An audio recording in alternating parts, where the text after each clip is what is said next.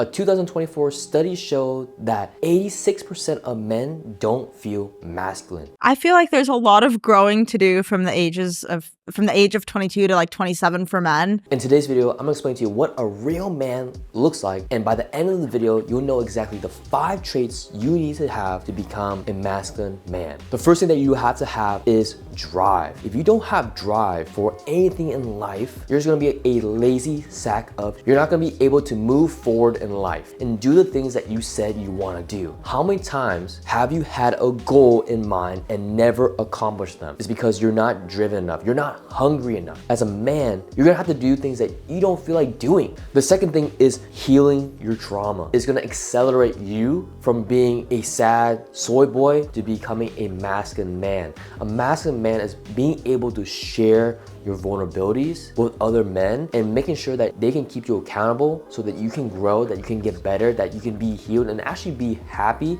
so that you don't have this weight on your shoulders. Some days you feel like it's a high gravity day. Some days feel like you can't get out of the bed. And that could be caused by trauma, that could be caused by past relationships, broken families. But in order to go through life, to be hungry, you have to forgive yourself for what has happened. You have to forgive others. It's gonna be very tough for you to actually feel masculine and actually lead other people. And you can't lead other people. How do you expect to lead your wife, your kids, your family? If you just take care of stuff, we will give you the world. And the third trait that real men have is they follow with their purpose. The biggest turn-ons or pluses a guy can have is being motivated or like dedicated to something, even if that's plumbing, you know, just something that like every day you want to do and work towards to being better at, you know, whether that's the gym or a job like plumbing or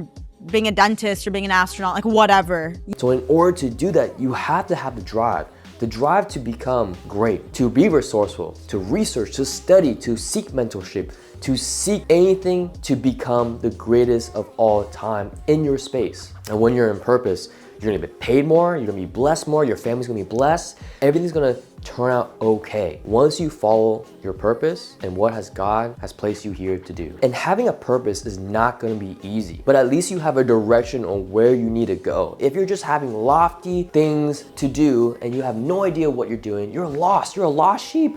You have no idea what God has called you to do. And you're gonna have to pray for that. You're gonna have to ask, you're gonna have to search on what you're called to do. What do you like? What do you wanna do? And seek confirmation with the Lord. And with that, you have to be patient, not passive. Being patient is doing the work while waiting for the opportunity to arise. And when you're being patient, you are ready to hop on that opportunity. With most passive people are just waiting for things to happen. People are just waiting for God to place something for you and expect you to be prepared. And when you're not prepared, how are you gonna show up for that role, right? If you're waiting for a job opportunity, but before that job, you're waking up late, you're not getting your fitness down, you're not taking care of your due diligence every single day in your routine, how do you expect to perform well at that job? How do you expect to perform with what God has prepared you to do or has given you to do? Instead, you have to be patient, be prepared, and work on the things that need to be done so that when you do get this opportunity, it's smooth sailing. It's like, it's a piece of cake. You're already ready, right?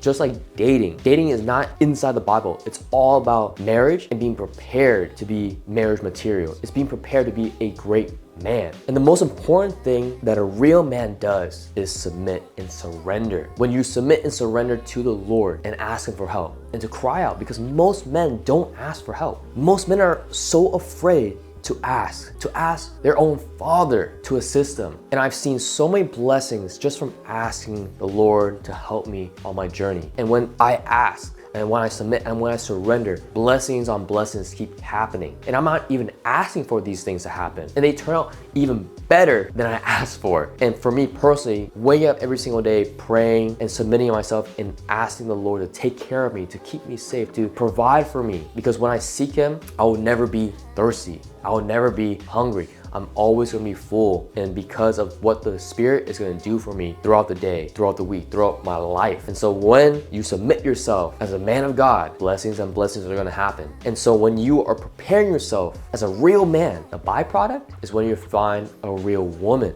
a woman that wants to be with you. When you are a real man, God is going to be preparing a godly woman that's going to fit your lifestyle, that's going to fit your life, that's going to complement you, that's going to bring you together, that's going to make an amazing relationship that glorify God. If you haven't watched this recent video on what Christian women are looking for, make sure you click this video right here, and I'll see you in the next video. Asian Boss Boy